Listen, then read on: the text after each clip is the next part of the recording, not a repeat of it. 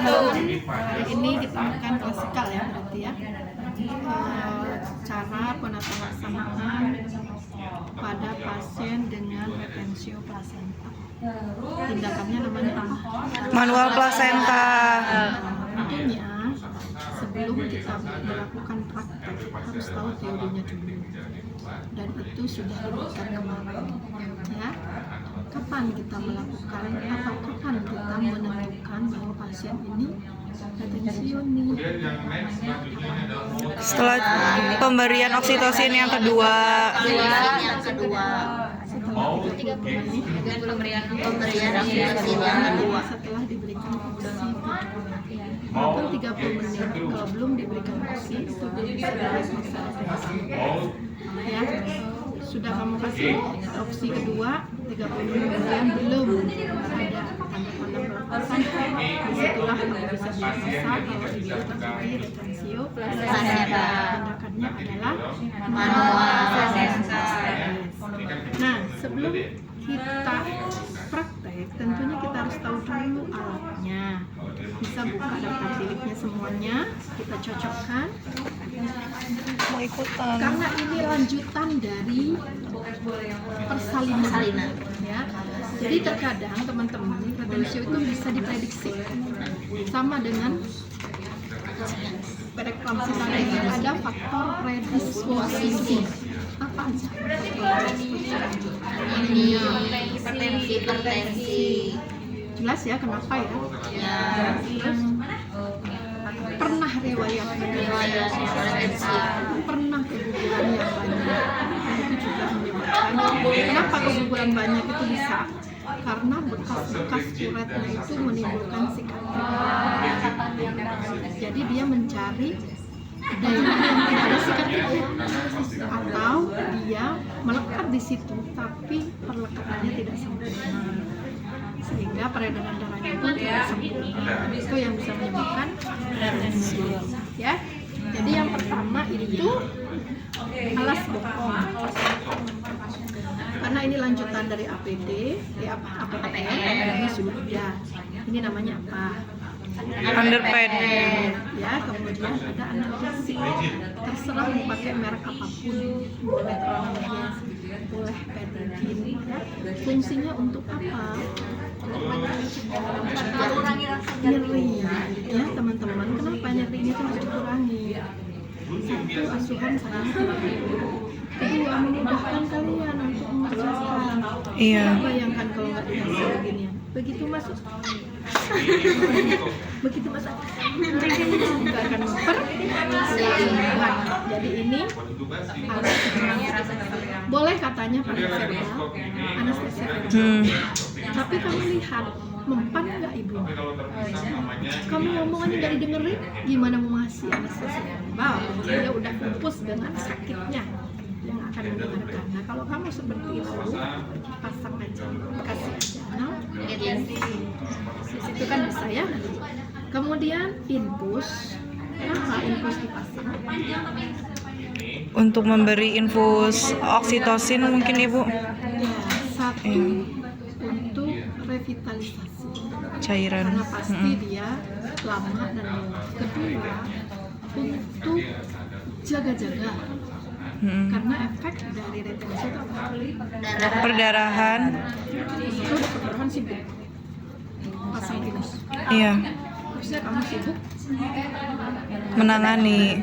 ya, jadi dipasang selain memberian Obat. Kemudian alat infus pipe 3 cc kalau nanti dibutuhkan ini oksitosin ya. Kemudian alat APN lengkap termasuk partusep, handscoon panjang, steril. Iya bu. Harus steril. Kenapa? Ada kemasukan. Membuka, memegang luka terbuka atau memasukkan tangan ke dalam tubuh klien harus steril. Jangan sampai begitu kamu selesai tindakan mati karena infeksi. Oke, paham sampai sini? Iya ibu. Kemudian instrumen klem yang ada di partuset sama larutan klorin ya. Anggap aja di bawah ada, bayangkan di bawah ada klorin ya. Oke, kemudian kalau persiapan Sebelumnya kan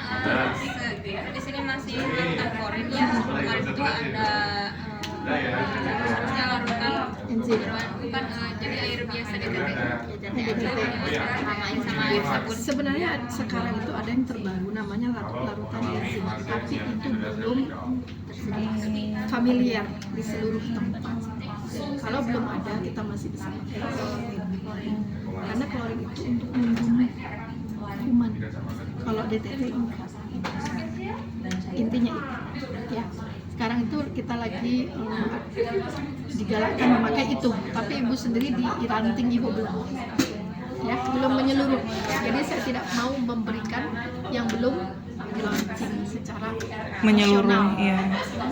Kalau buat obat analgesik kan ini ada obat yang apa psikotropika ya, ada tramadol yang bidan wawasan bidannya yang mana wewenang bidannya. Ini kan ibu bisa di sini tulisannya bisa pil Yang mana yang wewenang bidannya. petidin boleh, pronalges boleh, itu anti nyeri. Kenapa tramadol? Karena itu ada penenang tramadol, ya. Jadi kalau tramadol sup tidak ada di dalam kewenangan bidan, kamu pakai pronalges. Ya, kalau di rumah sakit boleh. Kan kita settingnya jangan hanya di PPM kok, harus setting juga di rumah Sakit. bagus kok. Ya, tramadol itu ada penenang, jadi kita tidak boleh sembarangan memberikan. Lagi pertanyaan sebelum kita lanjut. Kemudian persiapan ruangan udahlah ya, skip ya.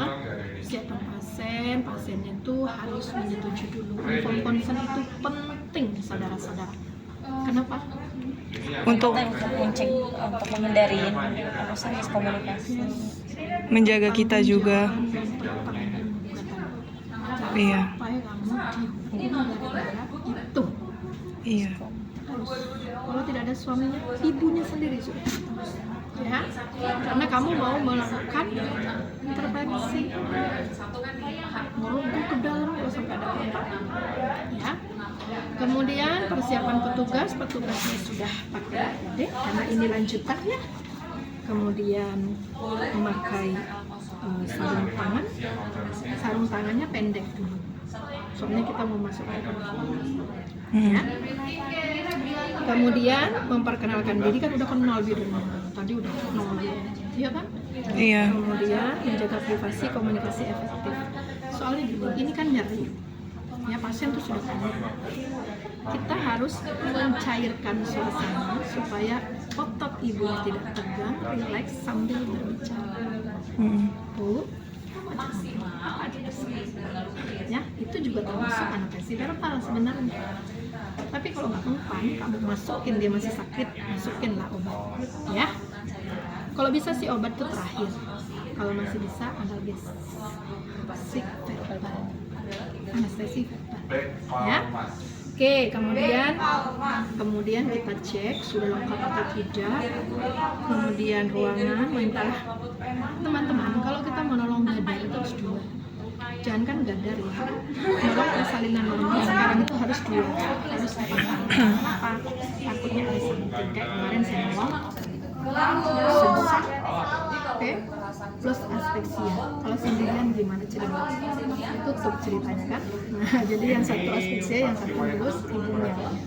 Ya, karena kalau sungsang itu otomatis sering pembuahan juga karena lama. Oke.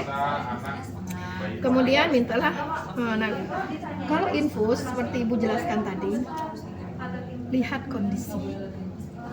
Ya, kalau kira-kira kamu yakin tidak ada perdarahan, boleh aja. Tapi tadi kan intinya buat jaga-jaga, pasang asisten suruh pasangnya infus. Kemudian, nah, tadi kan kita sudah pakai ya, saya ibu pakai dulu ya. Nah,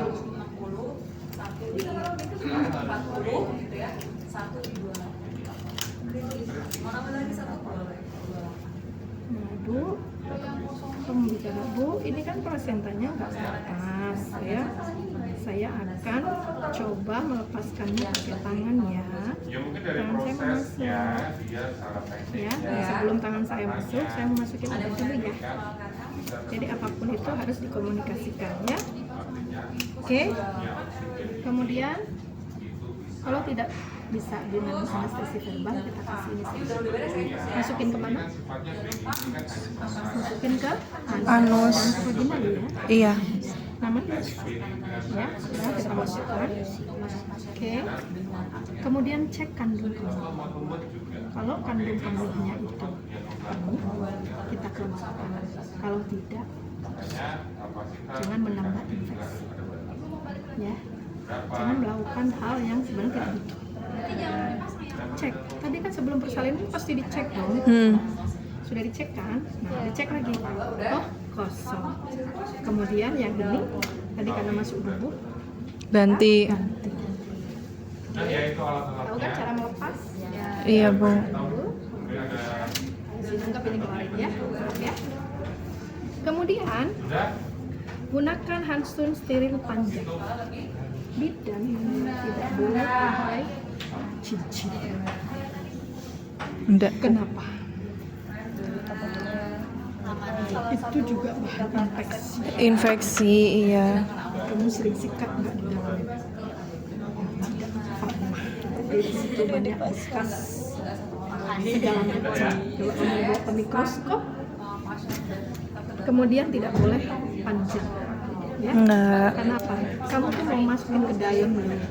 Iya. Kalau pumpanya kamu gini. Apakah ini terjadi? Ya. Kita pakai handskun, kita lihat nih handskunnya.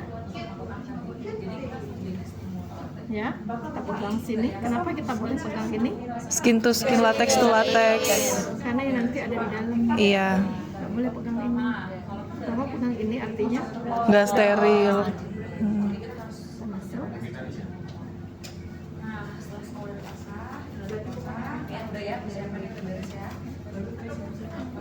Dan kalau kamu susah, kamu masuk dari dalam, boleh begini, ya, masuk dari dalam.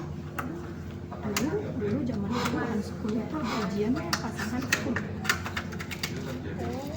Ada ujian khusus pasang handskun. Ada yang nggak lulus? Ada loh. Kemudian teman-teman jepit tali pusat. Ini bisa pakai. Jadi ini pakai yang Bu, maaf mau nanya, kan udah dikasih obat di anus ya Bu? Iya. Nah, apa langsung aja atau ditunggu dulu 2 menit?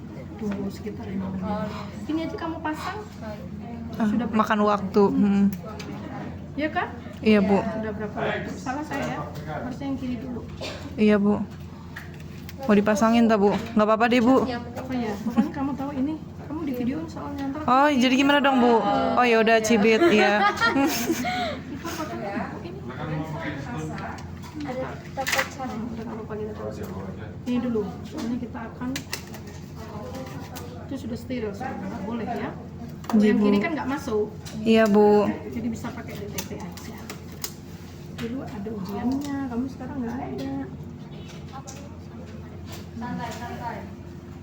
Hah?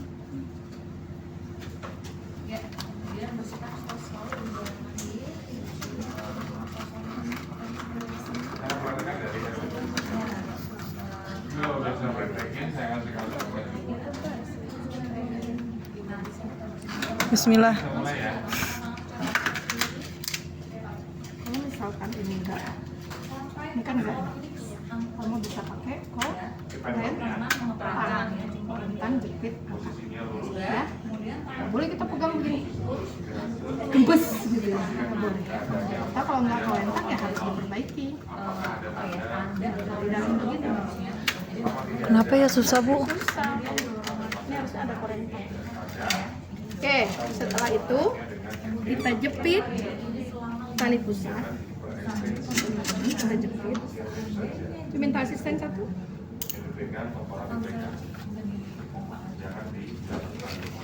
Oke, handskun. Oke. Ini pelajaran kan udah pernah ya? Udah pernah kan? Di semester Iya, Bu. Baru. baru aja. Iya. Lulus. Berarti besok harus lulus di sini. Amin. Insya Allah. Jepit ya, terus kita letakkan sejajar ya. Supaya apa? Ini untuk menentukan insersi ya. Iya. Enak sebagai jalan kita. Ini gampang kan kamu? asin. Asin susah. Ya. Lama amat Bu. Iya Bu, pakai handskun aja Ibu 5 menit. Ini keburu perdarahan Bu. Meninggal. Enggak sih kalau retensium mah, kalau perdarahan iya. Soalnya keluar darahnya tuh udah kayak Tapi kalau atonium kayaknya kayak berlembar-lembar. Aku pernah pas itu ngeliat kan di underpants gitu ya Bu. Jadi si darahnya kayak ketahan. Jadi kan kalau darah kalau kediemin suka jadi bercol ya. karena tidak ada fotombin jadi yang membeku. Terus yang tingkat 1 kali sembako mau pingsan. Karena baru pertama. Oke. Sini sayang, masuk sini kamu. Di sini nggak apa-apa. Jadi teman-teman, ini kita regangkan dulu. Saya menyesuaikan dan itu ya. Kemudian sekarang, gini, secara obstetrik, pegang tangan kiri dulu. Kamu telusurin, ya, sampai ketemu Di mulut rahim porsio. ketemu insersi. Suruh pegang asisten. Ini kemana? Ke kudus. Setelah ketemu insersi, kemudian kita mencari plasenta, bagian plasenta yang sudah terlepas. Saya terangin dulu. Lepas dulu saya. Kalau di buku kita katanya nikis dengan menggunakan pinggir tangan. Tapi lihat kondisi. Kamu bayangkan kamu masuk ke dalam suatu vagina. Kalau dia posisi di sini yang terbuka duluan, apakah teman-teman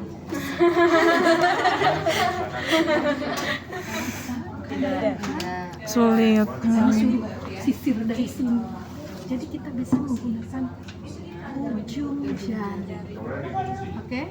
Bener sendiri kan? Yeay. Jadi nggak usah bingung.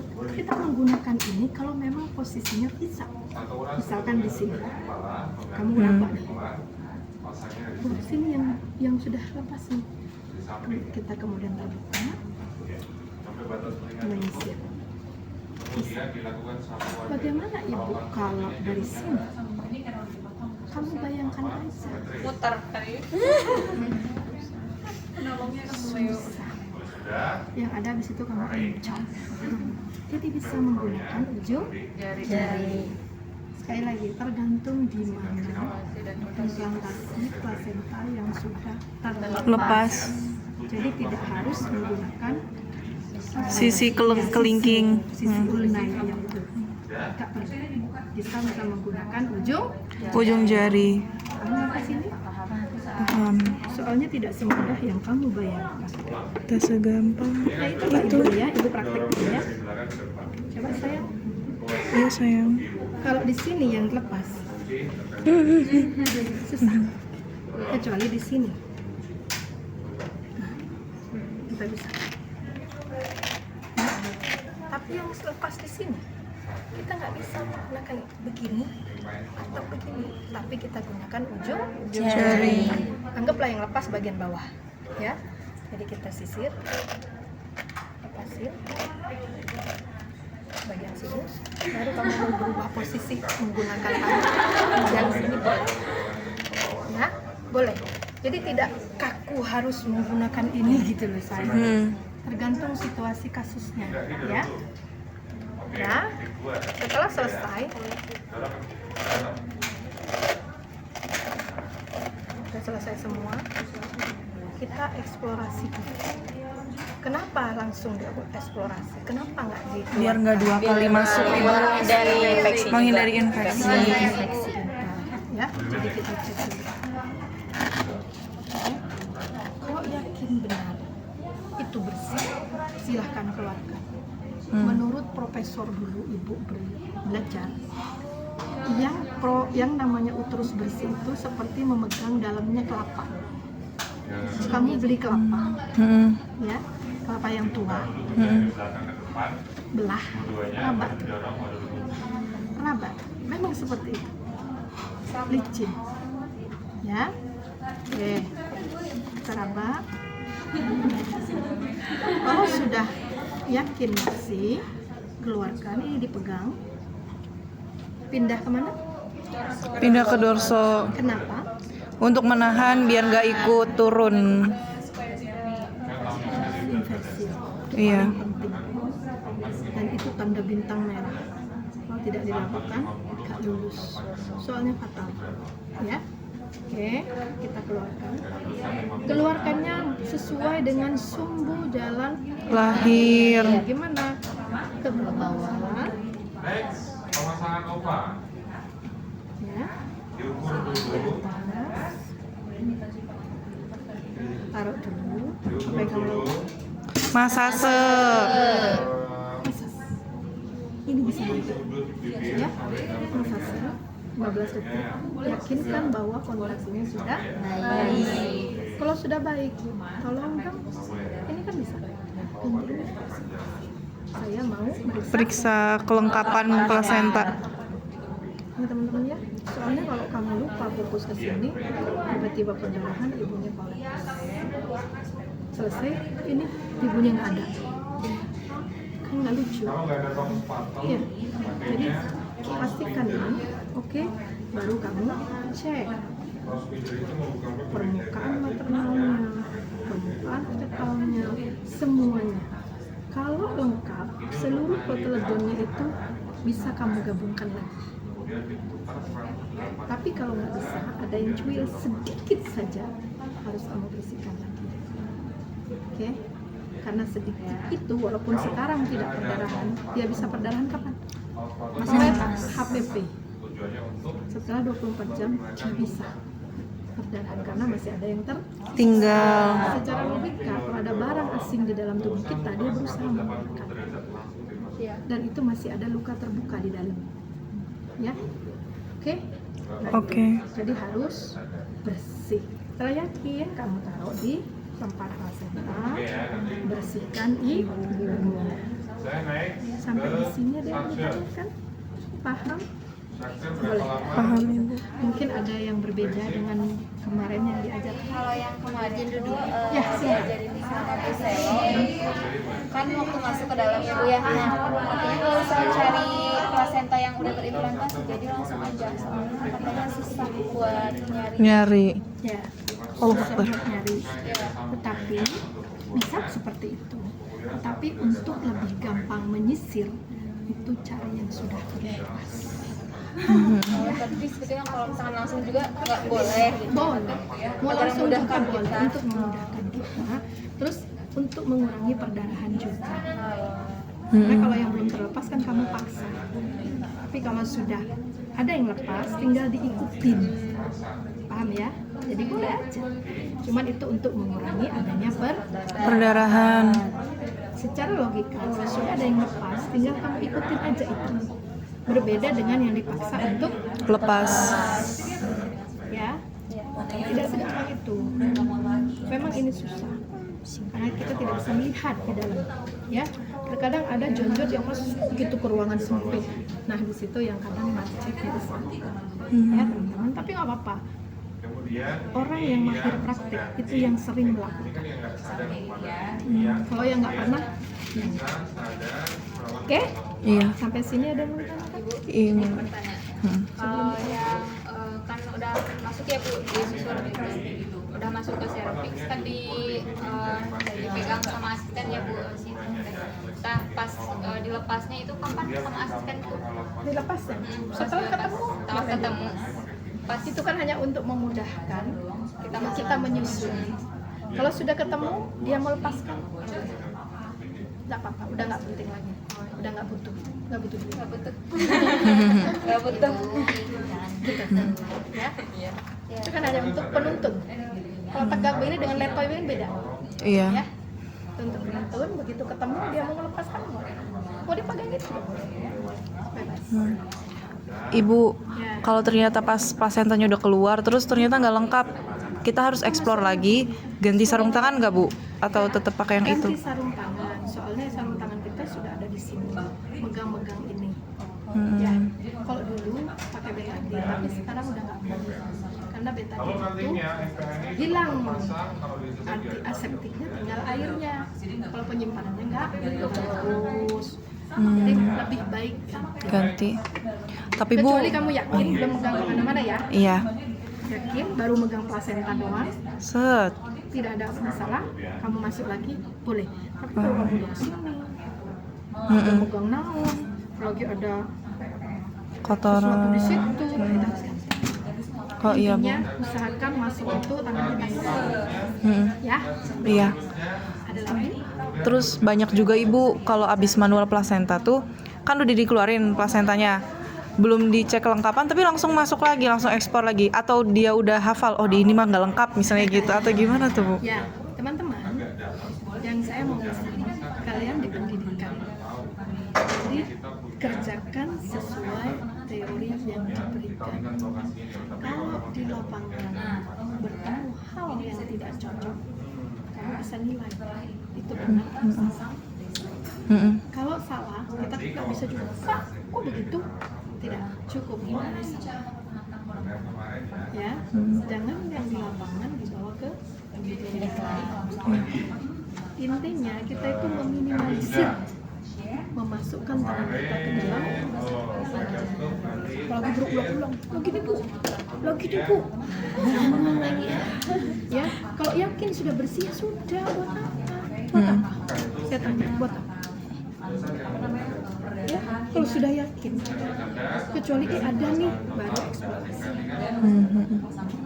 Ya, Oh iya. Jadi meminimalisir penggunaan tangan kita masuk ke dalam tubuh pasien.